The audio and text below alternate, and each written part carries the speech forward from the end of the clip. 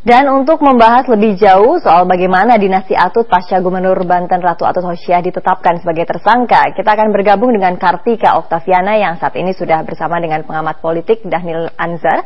Kartika, silakan. Ya, betul sekali Gilang. Saat ini saya berada di depan kediaman pribadi Ratu Atut yang dijadikan rumah dinas, tepatnya di Jalan Bayangkara nomor 51, Cipocok, Serang, Banten. Dan saya akan membahas lebih tepatnya bagaimana penetapan Ratu Atut sebagai tersangka kemudian bisa menguak lebih jauh modus korupsi yang diduga dilakukan secara terstruktur dan melibatkan keluarga besar Ratu Atut. Dan saya akan membahasnya dengan pengamat politik ekonomi politik Banten, Universitas Sultan Ageng Tirtayasa, Dhanil Anzar. Selamat pagi, Mas Dhanil. Oke, Mas Dhanil, tanggapan Anda terlebih dahulu pasca penetapan Ratu Atut sebagai tersangka, seperti apa? Pertama, yang jelas seperti disampaikan banyak orang, penetapan Atut sebagai tersangka ini bisa menjadi pintu masuk selanjutnya. Kalau Wawan pintu masuk juga, kemudian ini pintu masuk selanjutnya. Karena dari penetapan Atut sebagai poros, katakan begitu, beliau sebagai poros praktek manipulasi dan korupsi di Banten, saya pikir banyak yang ada di belakang dia, terutama yang berasal dari birokrasi, legislatif, DPRD, dan pengusaha.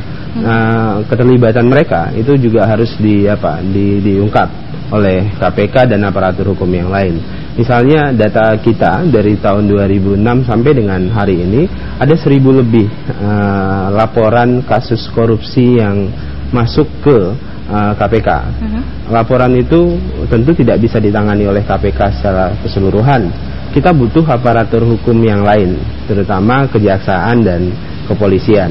Selama ini masyarakat Banten, civil society di Banten itu tidak percaya dengan aparatur hukum lokal. Maka karena nggak percaya dengan aparatur hukum lokal itulah, maka kita perlu menangani KPK harus fokus dan berharap kepada aparatur hukum lokal. Oke. Baik, Mas Dhanil, kemudian juga Anda sempat menyebut bahwa ada keterlibatan orang-orang tertentu di balik ini, bahwa ada orang-orang tertentu yang terlibat di balik ini. Lalu muncul kata dinasti. Ini sebenarnya apa?